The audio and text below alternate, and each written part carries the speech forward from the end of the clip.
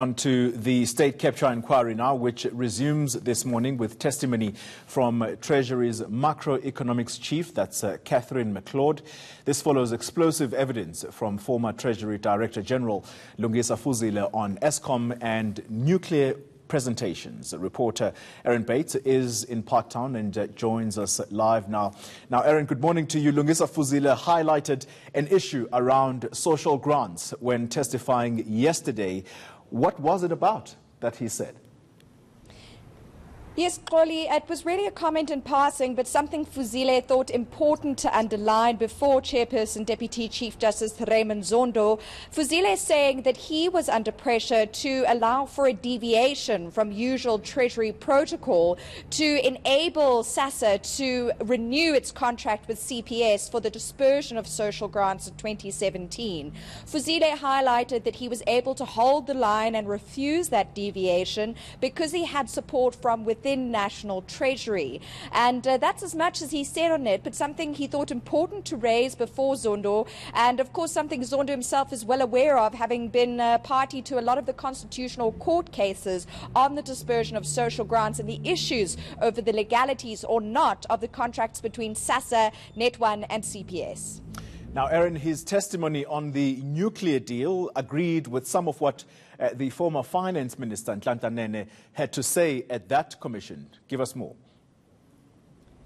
Yes, so when Nene testified last year, he detailed what he said was Zuma's desire to have the nuclear deal at all costs, even long-term costs to the national economy. And yesterday, Fuzile gave us details on 3 different economic models Treasury officials used to predict, based on a forecast GDP growth of about 2.5%, what maintaining the debt on the nuclear deal would cost the South African economy, up to 75 to 95% of our GDP by 2040. And there Zondo asked, well, what happens after 2040 on the modelling? And him saying, well, for that 9.6 gigawatts nuclear procurement program, it could well exceed 95% of forecast GDP, but they simply didn't go any further because by that point, they knew that nuclear was unsustainable. Now, as you say, this concurs with what Nene said. Fuzile giving details as well on a meeting at MacLeod with himself, Praveen Gordon, a nuclear physicist, and later on in the meeting then President Jacob Zuma,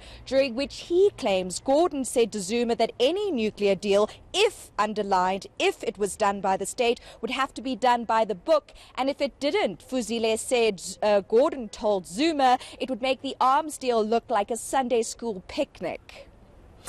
Now, today, Erin, we know that the Chief Director of Macroeconomics in Treasury is set to testify at the commission. What do we know about Catherine MacLeod? Well, interestingly, she seems to be rather an internal figure within National Treasury, not someone who's made a lot of headlines in her 9 years with that government department. But according to her own professional profile, she has been with National Treasury for 9 years. So she's seen through tenure with many finance ministers, from Gordon to Nene to Van Rooyen and back to Gordon again before, of course, Nene and now Tito Mboweni.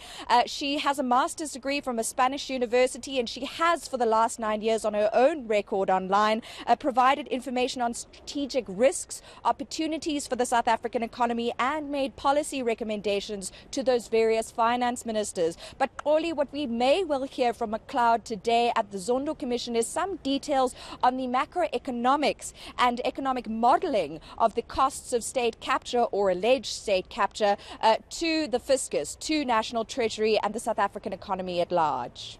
That's Erin Bates, I should say, live for us at the state capture inquiry.